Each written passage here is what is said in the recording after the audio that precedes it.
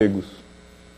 Leopold Bloom tem significância de um ninguém e ao mesmo tempo é o Deus dessa narrativa, um ser heróico que a gente acompanha com a simpatia que dedicaria a quem coubesse comandar e povoar o mundo.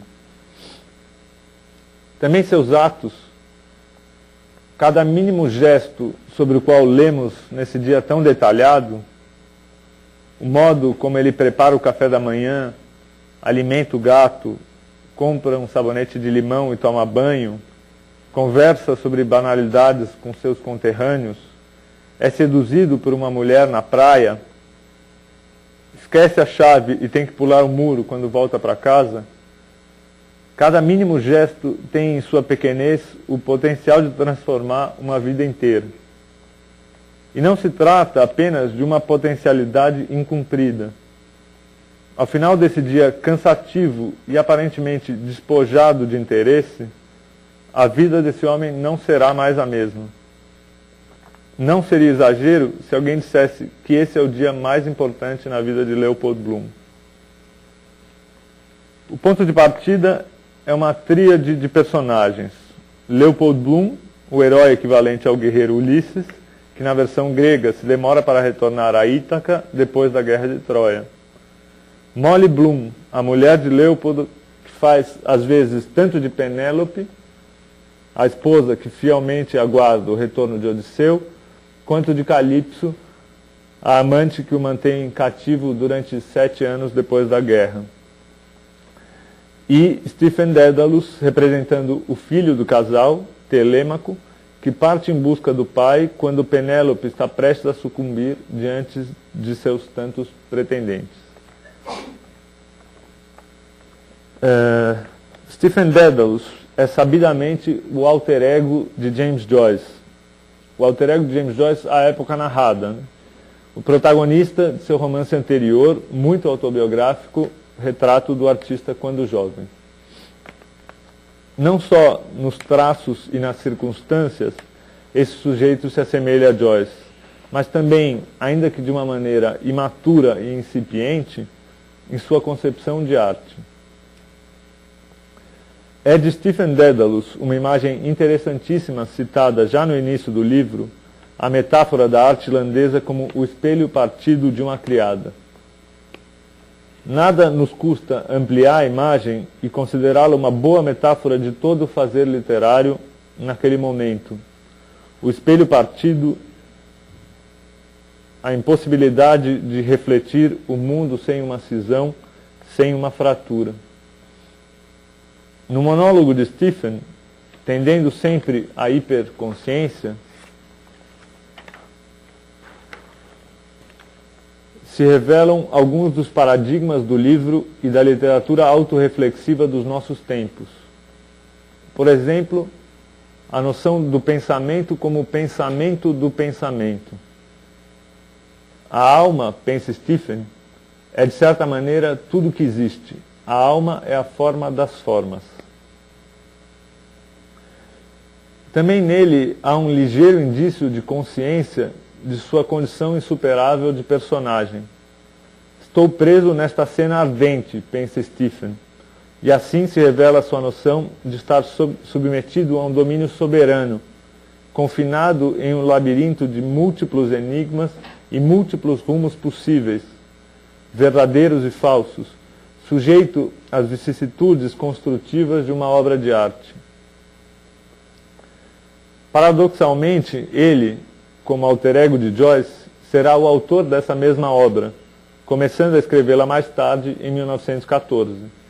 Quem o anuncia é seu amigo e rival Buck Mulligan, num vaticínio que sabemos que vai se concretizar. 10 anos, ele diz. Ele vai escrever alguma coisa daqui a 10 anos.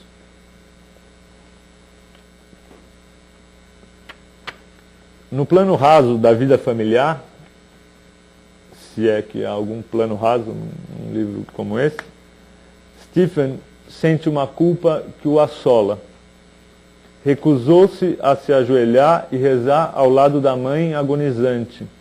E agora Mulligan o acusa de ter matado a mãe, de ter sido responsável pela morte dela. Ao mesmo tempo, ele se distanciou do pai fanfarrão e encontra-se órfão, intuindo, sem chegar a sabê-lo, que precisa de alguém que o guie, um pai espiritual que o ajude a conter os ímpetos autodestrutivos e o ajude a cumprir sua missão artística. Daí o paralelo com o Telêmaco que parte em busca de Odisseu. Entra então a figura de Leopold Bloom, a alma solitária em busca de sua essência, que George Lukács caracterizava como herói típico de todo o romance. Diferente do primeiro Odisseu, não chegaremos a compreender ao certo quem é esse sujeito, o que o define, de que é feita a sua alma. Dos outros dublinenses que com ele convivem, obteremos visões contraditórias. É um sonso ou um sujeito de cultura versátil?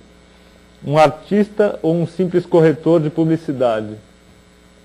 É um sujeito decente e sossegado ou um maçom ardiloso? É um imigrante digno de confiança ou mais um entre os tantos judeus usurpadores?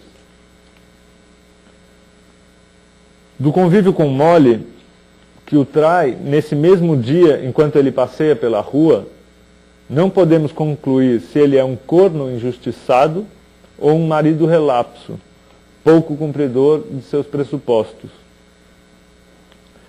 Podemos atentar à sugestão de que há 11 anos ele não desempenha suas funções maritais mais íntimas, por assim dizer, mas vemos também como é amoroso com a mulher e cuida dela, e penetramos sua intimidade para descobrir a natureza observadora e passiva de sua sexualidade, que em nenhum momento da longa jornada deixa de retornar a pensamentos lascivos ou corriqueiros sobre Molly.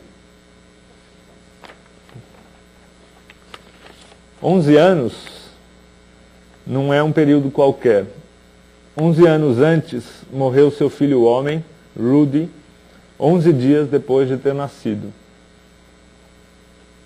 Rudy também retorna de quando em quando à mente de Bloom, em seu fluxo de consciência de fôlego curto, entrecortado, mas carregado de uma poesia e uma intensidade inigualáveis.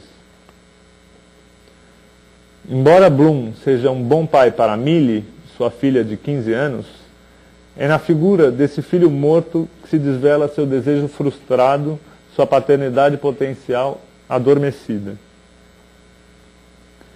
Temos então um pai à procura de um filho e um filho à procura de um pai. Nas tortuosas ideias de Stephen sobre Hamlet se revelam algumas questões essenciais à obra que lemos. E eu vou citar trechos desse pensamento de Stephen sobre Hamlet. Através do espectro do pai inquieto, a imagem do filho não vivente se mostra. A paternidade, no sentido de geração consciente, é desconhecida do homem. É uma condição mística, uma sucessão apostólica, do só gerador ao só gerado. A paternidade pode ser uma ficção legal. Quem é o pai de filho qualquer, que filho qualquer devesse amar, ou ele a filho qualquer? Bom, se o pai que não tem um filho é um pai, pode o filho que não tem um pai ser um filho? Bloom e Stephen se cruzam algumas vezes ao longo do dia, trocam olhares e se comentam mutuamente com outros interlocutores. Vão criando uma empatia silenciosa, até que no início da noite, Bloom vê Stephen bêbado entre amigos desordeiros e se dirigindo à zona de prostituição da cidade. Tem o súbito instinto de protegê-lo, e então tem início o capítulo mais extremo do livro, Circe, narrado de forma dramática como uma sucessão de alucinações e delírios que não são nem de Stephen nem de Bloom, e sim uma vertigem onírica da própria narrativa.